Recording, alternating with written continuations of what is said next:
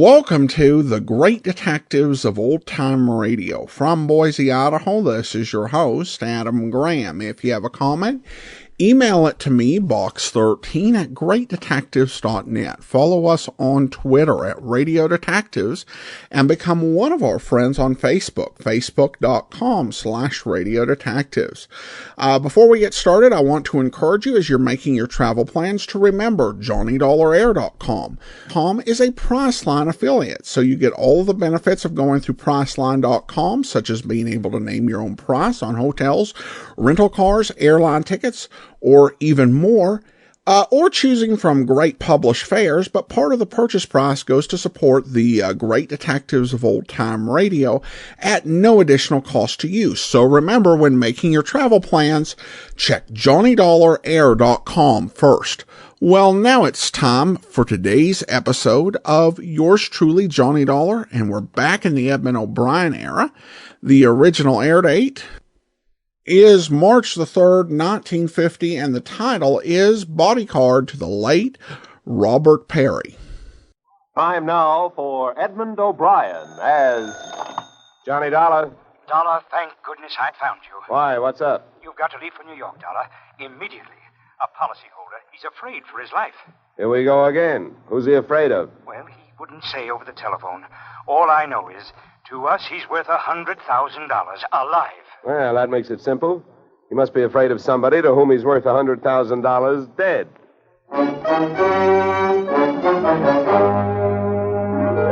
Edmund O'Brien in a transcribed adventure of the man with the action-packed expense account. America's fabulous freelance insurance investigator. Yours truly, Johnny Dollar.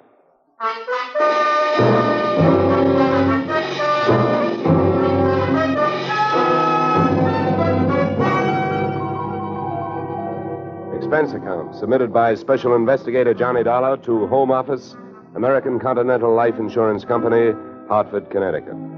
The following is an accounting of my expenditures fulfilling your assignment as a bodyguard. The body being that of your late policyholder, Robert W. Perry.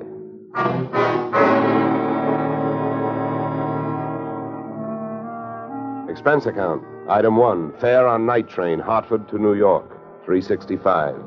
Expense account item 2, $1.80 taxi to Lower Manhattan following morning to offices Perry and Van Bruten, importers, arriving as promised at exactly 9 a.m. Oh, good morning. May I help you? Yes, you certainly can. My name is Johnny Dollar. I have an appointment with Mr. Perry for 9 o'clock. Oh, yes, from the insurance company. Well, you're right on time. Yes, they told me I'd better be, and I'm glad that I am. Mr. Perry just came in. He's alone and waiting for you. I'll buzz him that you're here. Thanks. Come on!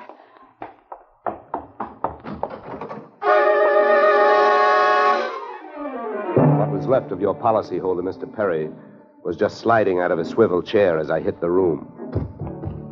The top of his desk had erupted, and splinters of mahogany pointed their sharp fingers upward through lazy circles of smoke, swirling toward the ceiling. The buzzer from his secretary's desk had been rigged to a booby trap. Oh, no. Mr. Perry. Stay away from him. Come on, there's nothing you can do. He's dead. Oh. What happened? What happened? Whatever happened? Let's go. Let's get back out of here. Here you are. Sit down. I'll get you a drink of water.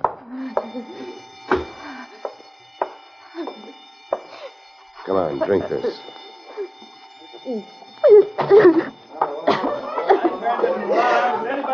There's a doctor on the 3rd floor. Shall I call him? Never mind the doctor. Go call the police.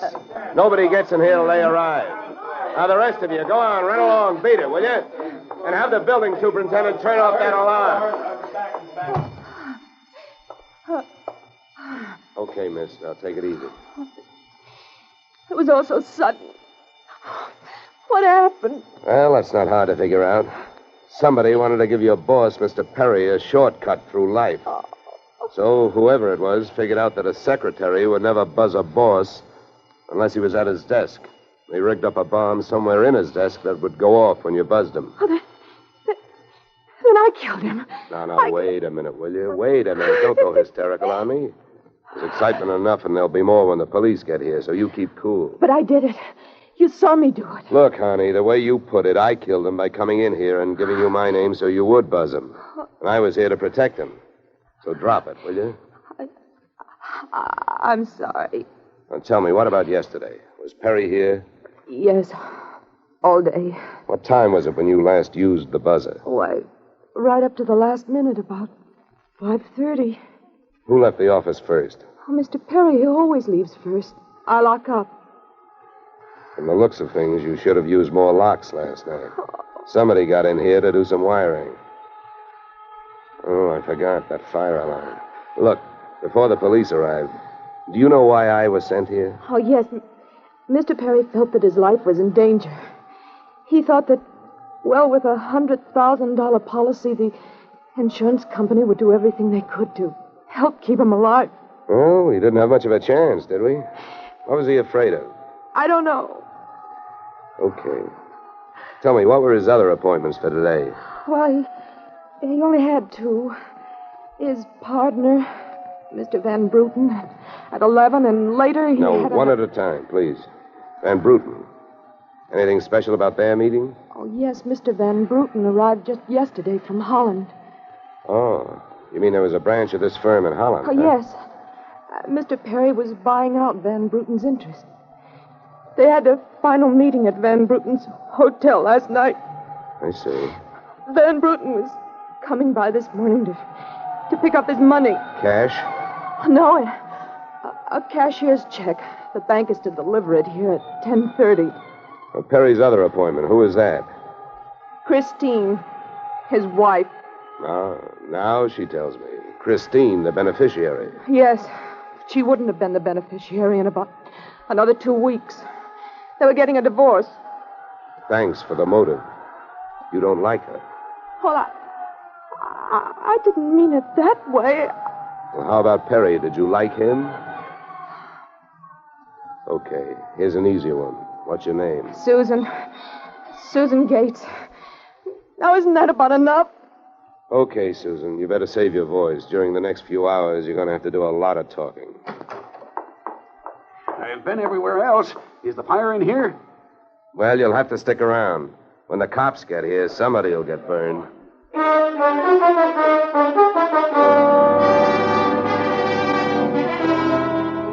The firemen should have stuck around because the cops arrived in a blaze of glory. It was a very high-class investigation, 2 lieutenants.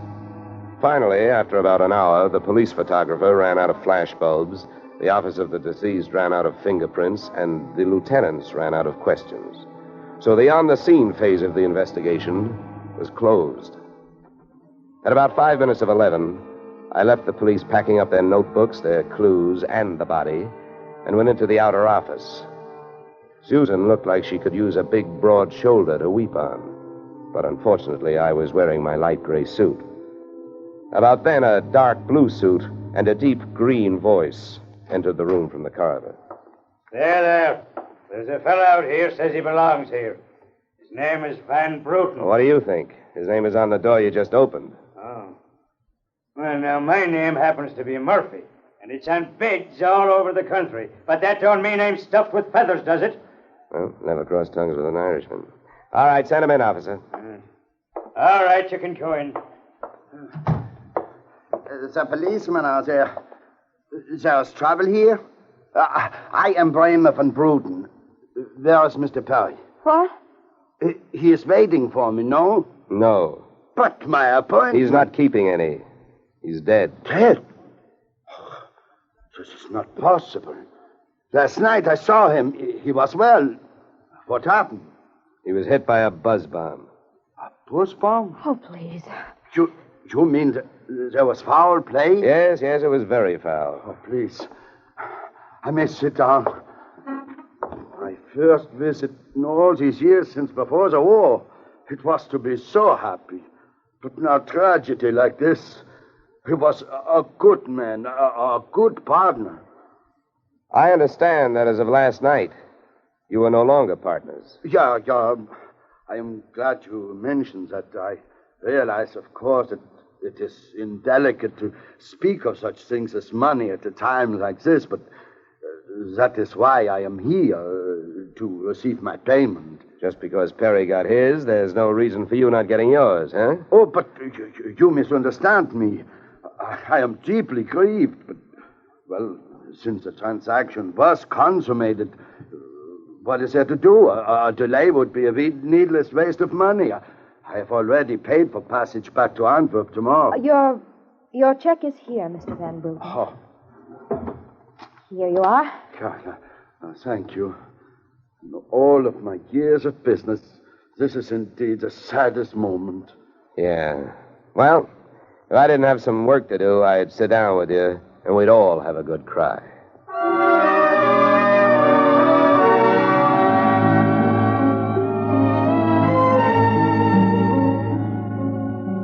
Expense account item 3, 90 cents. Phone call to the home office. Mr. Gordon's office.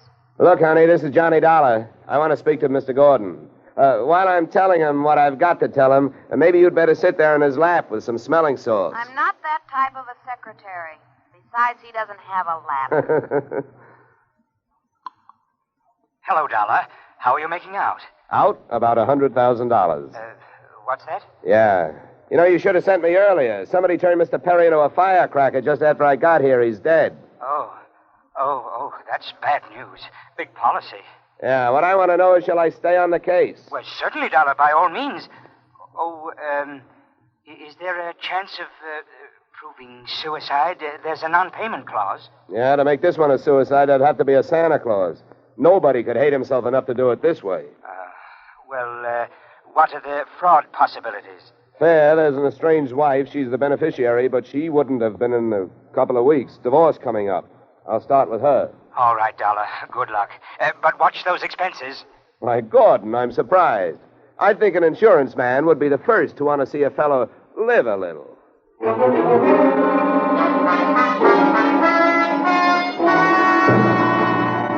Christine Perry's apartment was on Sutton Place overlooking the East River. I took the elevator up to the 24th floor, and there I discovered that our garden-fresh widow was living high in more ways than one. Everything about the place was French. The maid who led me into the living room through a long foyer, the decor, and the perfume which reminded you that breathing can be fun. I looked up from enjoying my nose to see Mrs. Perry looking down hers. Mr. Dollar? Mrs. Perry. I believe we can dispense with the social amenities. You're an insurance investigator, interested in the death of my husband. So naturally, you're here because you've jumped to the conclusion that I killed him. You're the one that's jumping to conclusions, lady. And careful you don't break your leg. What do you want? The policy's in order. Premiums are fully paid. You know, I'm not quite sure what I want. I know that you've got a great motive. So far, the only motive I've found.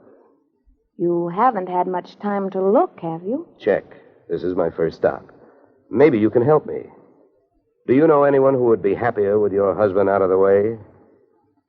I know very little about my husband's friends. For that matter, his activities for the past 6 months. That's when I left him. Well, that's not much help for either of us. You know, without someone else to suspect, I may just have to concentrate on you. Mr. Dollar, I picked the men I want to concentrate on me. I hope you're as long on alibis as you are short on temper. Where were you last night? With a friend, Al Donovan. For a while, the same place my husband was. But I have witnesses to prove who was with him. Anybody at the Clover Club can tell you. Save me a trip. I can't afford the prices they get over there. Certainly. A pleasure. My husband was with his beautiful little secretary, Susan Gates. Well, I wouldn't be more surprised if your late husband walked through that door and said... All right, mister, that's enough. Al! Yeah. How much did you hear? I'm a big guy, baby, 6'4". I've got big ears to match. Al, please. Would this be Mr. Donovan, your companion of last evening? I'm getting you out of here, Christine. Al, you don't know what you're saying. You lie to me. How can I help you if you lie to me? You call me stupid. The way you're playing this, you'll alibi yourself right into a cell. Now, I'm getting you out of here. What are you doing to me, Al? You're crazy. Come on. She's right. You are stupid, Donovan. She was doing just fine till you dropped in. Mister, You've been asking a lot of questions. Now I'm going to give you one answer. All right, Christine. So much for the wise guy. Now about you and your alibi.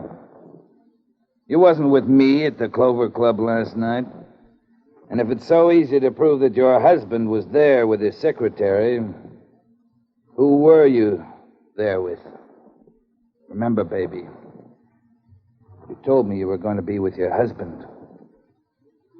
When Al measured me for that swing, I measured my chances with him. To me, he looked like one of those corporate assets of Murder Incorporated.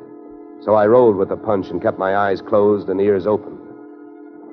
What I heard was Christine's alibi flying out the window, Mr. Donovan giving her a few loving cuffs, and finally, the pair of them flying out the door.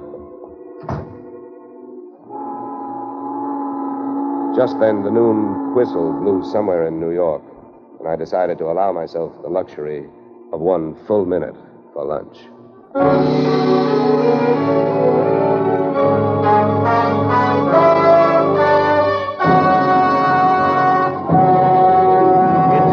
We'll return to the second act of Johnny Dollar. But first...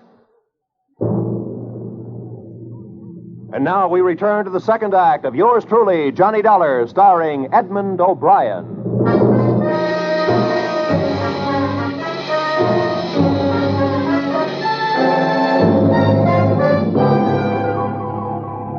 I spent the minute I took out for lunch eating a handful of Mrs. Perry's bonbons on the run. I hit the street just in time to see Donovan pushing Christine Perry into a cream-colored convertible. When they got rolling, I piled into an even yellower vehicle with a meter on it and started off crosstown playing tag through traffic. At 57th and Broadway, things got complicated. My cab was 3 cars behind them when a red light flashed them to a stop. Then the door of their car flew open, Christine dashed out across the street, and melted into the river of humanity flowing down into the subway. Since Al Donovan didn't follow her, I followed him. When he finally pulled to a stop, he took 2 chances. He parked in a no-parking zone and walked straight into the building beside it, a police station.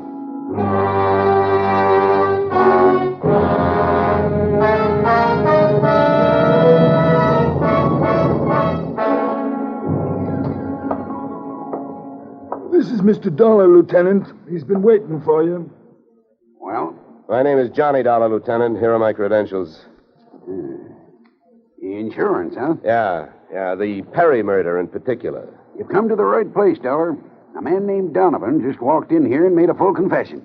He what? That's right. My clerk's just typing it up. In the meantime, the gentleman is down in the tank having a bite of lunch on the city. He confessed. Well, does his story add up? As far as I know, I haven't heard too much about the case myself. It's not in my precinct. Yeah, but what did he use for a motive? Jealousy. Says he's in love, wanted to marry Perry's wife. Did he say how he managed it? Yeah, he stole a key to the office from the wife's apartment, entered the building last night, and wired the bomb to the buzzer system. Well, I guess guys do a lot of strange things in the name of love. It looks like Donovan did. Yeah, he either killed the man or he's trying to cover up for someone who did. Say, Lieutenant, don't execute him for a couple of days, will you? I spent the rest of the afternoon downtown in the offices of Perry and Van Bruten, importers. The partners' correspondents told me 2 things. They had been extremely friendly, and Van Bruten was extremely bald. Perry had been sending him toupees from a famous Hollywood makeup firm. At 4:30, I got to the employment files, which rocked me with 2 minor explosions of their own. First, I learned that Al Donovan had been employed over a period of years as Perry's bodyguard, and that he had been canned the day before the murder. That confession of his, which had been a little hard to swallow, was suddenly more digestible. On top of this came blast number 2. The employment application of Perry's secretary, Miss Susan Gates, informed me that during the war, she had worked in a munitions plant, her specialty, wiring bomb fuses. When Miss Susan Gates reached home at 8:30, she found a visitor. Me.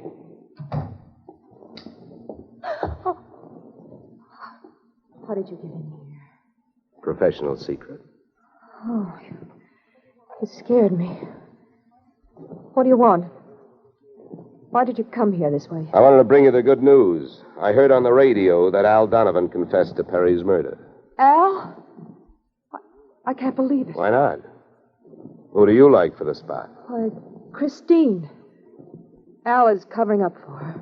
Well, I'd like to agree with you. If it turns out that Christine wound up her husband's life with a bang, the company that hired me saves $100,000. But I don't know. She claims she has all kinds of alibis. One of them is you. Me? Yeah. Did you see her at the Clover Club last night? Well, yes, Yeah, I know who you were with. Your boss. There's nothing wrong with that. No. I'm not preaching a sermon. I want to know who she was with. I don't know. A man I'd never seen before. Mr. Perry knew him, but he wouldn't tell me who he was. Why not? I don't know. He said I might get the wrong idea. About what? I don't know. We didn't sit there and talk about it all night, so why should we sit here and talk about it all night? All right. Good heavens, when a census taker shows up and asks a lot of questions, people answer them. When an investigator tries to do his job, they make the proverbial clam look like a blabbermouth. Look, Mr. Dollar, believe me. This has been a greater shock to me than to anyone else. Yes, excepting, of course, your late employer, Mr. Perry. How long did you work for him? 4 years. Where'd you work before then? Well, I worked... Let me help you. Bombs, huh? Wiring fuses. Remember? All right. I remember. Good. Maybe you'll remember a little more. Let's go back to last night. The guy with Christine Perry, who was he? I tell you, I don't know. Was it Van Bruten? I don't know. You don't know? No. I'll get that. No, I'll go. Just make sure you don't keep going. Susan!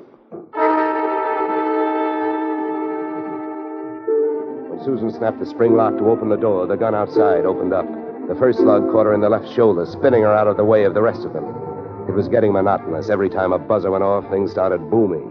Susan was sprawled out on the floor in front of the door, and to open it, I had to move her. By the time I did, the hallway outside was empty. Okay, now take it easy. Come on. Won't start hurting for a couple of minutes. We'll have a doctor here by then. He'll give you something. Please, try to keep calm. Here, what? I'll throw my coat over here. Now, try not to move. You're going to ruin this rug. Never mind the rug. What we want to worry about is who tried to ruin you. What'll they do to me? What'll who do to you? They'll arrest me. They don't arrest people for getting shot. You have any idea who it was? That man in the office this morning. The one who picked up the check. Van Bruten? No, he wasn't Van Bruten. He was a phony? Yeah. And you still gave him that check? Yes. Well, I won't ask you why. You gave him that check and then tried to blackmail him. Is that right? They'll arrest me. I wouldn't be surprised. Who is this guy? Where can I find him? Come on, don't pass out on me now. His name, quick, come on. Ben Sand. Where's he live? Marsden Hotel. Under his own name? No, I don't... I don't blame you. I could use a few moments of unconsciousness myself.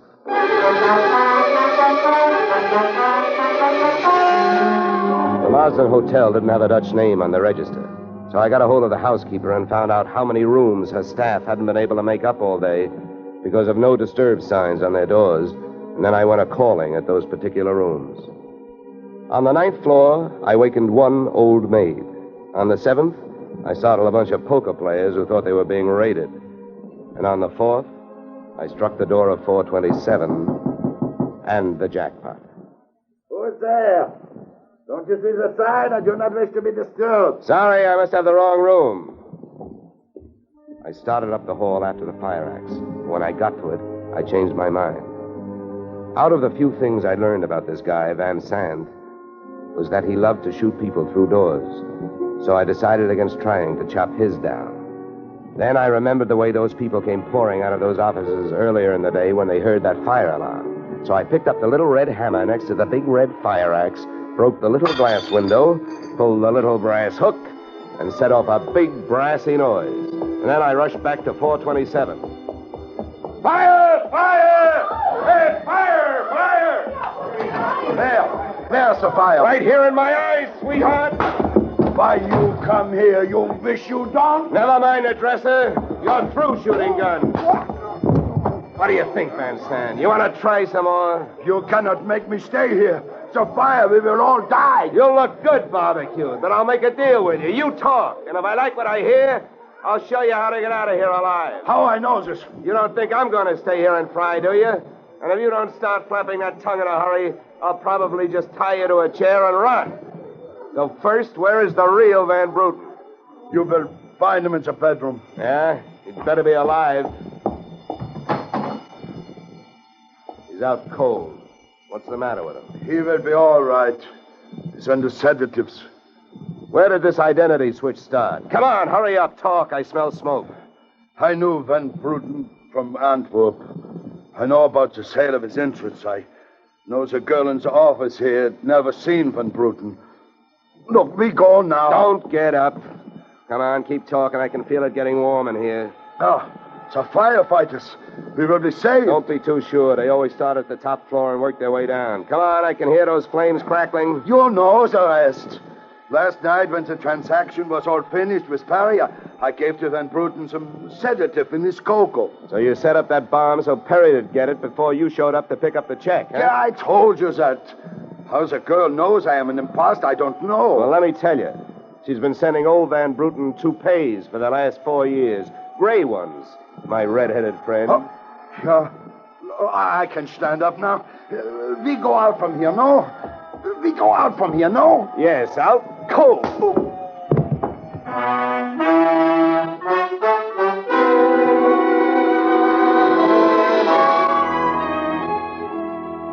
Expense account, item 4, $1.40. Night letter informing you that American Continental would have to meet payment of claim to Mrs. Christine Perry, innocent widow of the insured.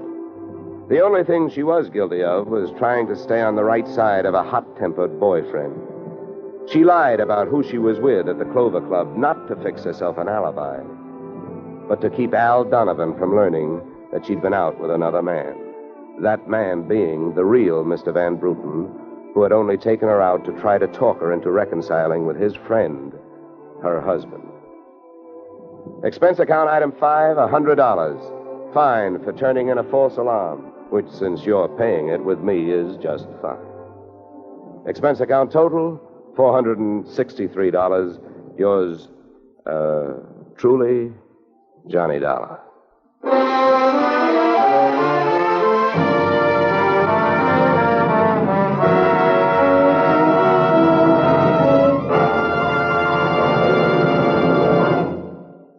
Yours truly, Johnny Dollar, stars Edmund O'Brien in the title role and is written by Paul Dudley and Gil Dowd, with music composed and conducted by Leith Stevens. Featured in our cast were Walter Burke, Gene Bates, Joe Duvall, Ted DeCorsia, Joyce McCluskey, and Raymond Burr. Yours truly, Johnny Dollar, is produced and directed by Jaime Del Valle. Beginning next week, we are moving to a new time and day, and we hope you'll join us on Tuesday evenings when Edmund O'Brien returns in another transcribed adventure of Yours truly, Johnny Dollar.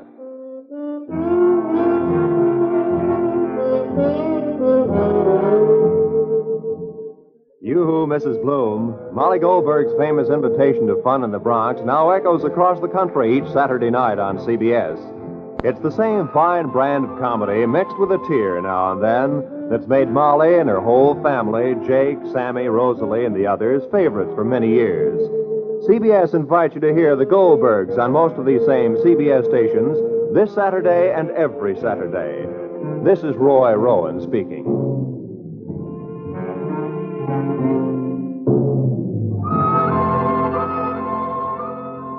Disaster is no respecter of persons, and it can strike any time. But your Red Cross never sleeps. It has to be ready constantly in case of an emergency. This is your protection. Keep it strong. Now is the time to support Red Cross for your sake. Remember, for every dollar you gave before, this year add a quarter more. If you gave Red Cross $10 last year, this year give it $12.50. Give gladly. Join Red Cross.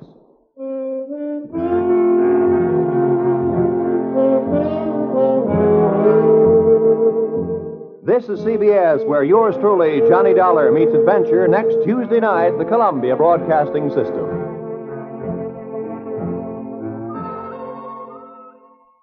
Welcome back. Well, this was originally a Charles Russell script, and it shows.